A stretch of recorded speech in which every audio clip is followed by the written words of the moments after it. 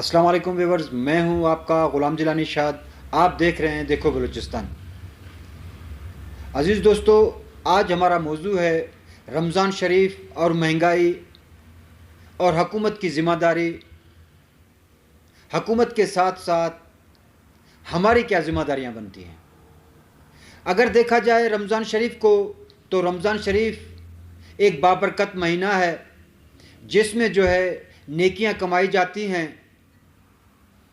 ثواب کمائے جاتے ہیں، لیکن ہم نے ان نیکیوں کو بھلا رکھا ہے۔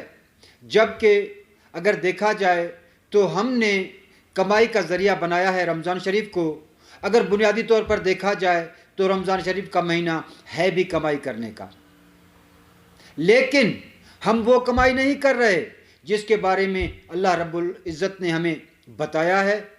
آقا دو جہاں حضرت محمد مصطفیٰ صلی اللہ علیہ وآلہ وسلم نے رمضان شریف میں نیکیاں کر کے، بھلائیاں کر کے کمائی کرنے کا جو درس دیا ہے، ہم ان تمام کو بھلا بیٹھے ہیں۔ ہم اب جو کمائی سمجھ رہے ہیں، ہم جو کمائی کر رہے ہیں، وہ گراں فروشی کر کے کر رہے ہیں۔ ہم یہ سمجھتے ہیں کہ یہ رمضان شریف ایک سال بعد آتا ہے، پورا سال ہم اس رمضان شریف کا انتظار کرتے ہیں، اس لیے کہ رمضان شریف آئے گا، ہم نے جو ذخیرہ اندوزی کر رکھی ہے اس کو مہنگے داموں پر بیچیں گے تو یہ کمائی ہوگی۔ یہ کمائی قطعاً نہیں ہے، یہ وبال ہے۔ یہ ہم اپنے ہاتھوں سے اپنے لیے وبال کما رہے ہیں، وبال جمع کر رہے ہیں، عذاب کما رہے ہیں، عذاب جمع کر رہے ہیں۔ کمائی وہ ہے کہ ماہ مقدس میں ہم غریبوں کا خیال کریں، کسی کے حق نہ کھائیں، کسی کے ساتھ زیادتی نہ کریں۔ لیکن صورتحال یہ ہے کہ روزہ دار جب سحری اور افطاری کی خریداری کرنے کے لیے نکلتے ہیں تو کسی بھی چیز پر جب وہ ہاتھ رکھتے ہیں خریدنے کے لیے، تو جو ماہ مقدس سے پہلے جو چیز 10 روپے کی تھی وہ ماہ مقدس میں 40 سے 50 روپے کی ہو جاتی ہے، یعنی کہ تگنی چگنی اس کی قیمت بڑھا دی جاتی ہے۔ آخر کیوں؟ یہ سب کون کرتا ہے؟ اس کو کنٹرول کرنا کس کی ذمہ داری ہے؟ میں بھی سمجھتا ہوں، آپ بھی سمجھتے ہیں، یہ تمام ذمہ داری حکومت کی بنتی ہے، ضلع انتظامیہ کی بنتی ہے، پرائس کنٹرول کمیٹی کی بنتی ہے، لیکن افسوس کہ یہ کہیں پر نظر نہیں آتے۔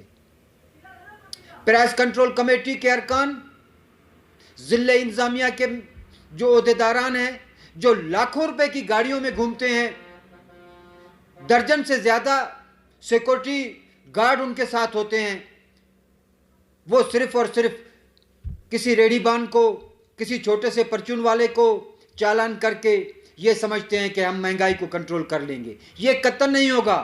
اگر مہنگائی کو کنٹرول کرنا ہے تو ان بڑی مگر مچھوں پر ہاتھ ڈالنا ہوگا، تب جا کر یہ مہنگائی کنٹرول ہوگی۔ عام ریڑھی والا بیچارہ تو وہ خود پریشان ہے، عام پرچون والا تو خود پریشان ہے۔ صورتحال یہ ہے کہ افطاری کرنے کے لیے لوگ پریشان ہیں۔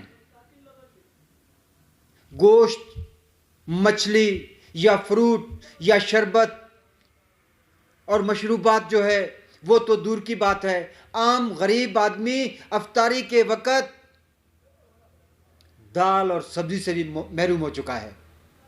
اس سب کا وبال میں سمجھتا ہوں حکومت کے اوپر ہے، اور ان مخیر حضرات کے اوپر ہے، اور ان ناجائز منافع خور تاجروں کے اوپر ہے جنہوں نے یہ سب کیا ہے۔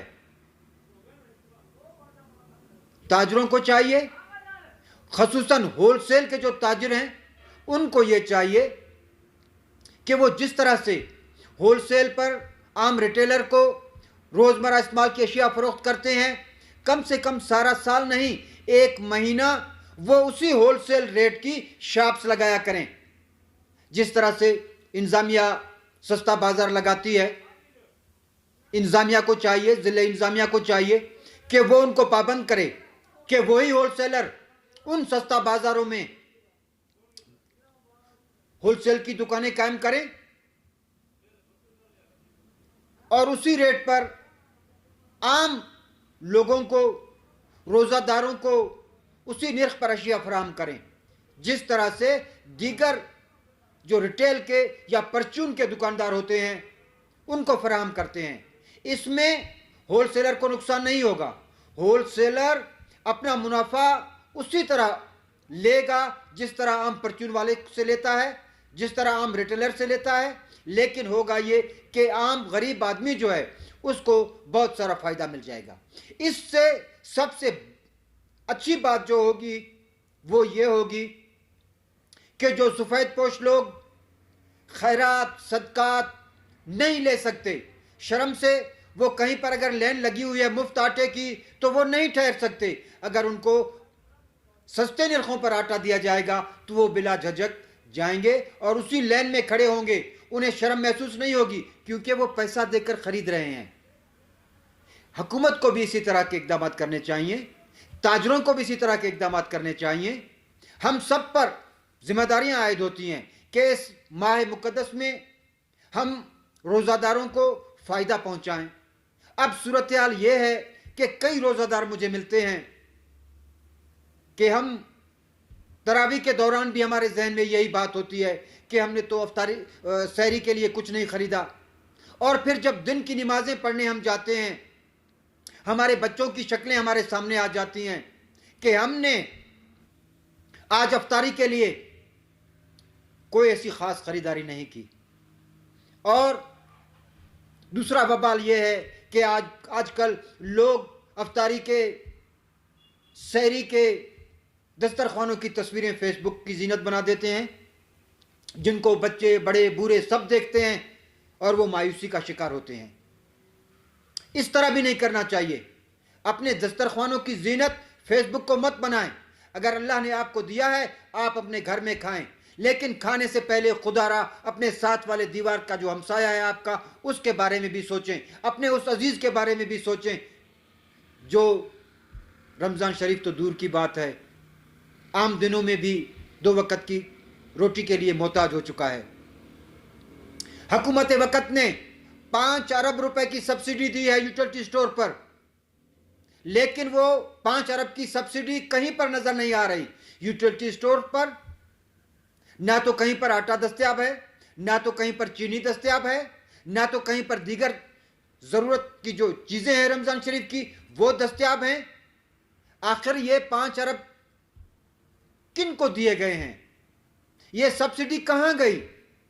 जबकि पिछले साल 8 अरब रुपए की सब्सिडी दी गई थी, इस साल उसमें से भी 3 अरब रुपए काट दिए गए हैं।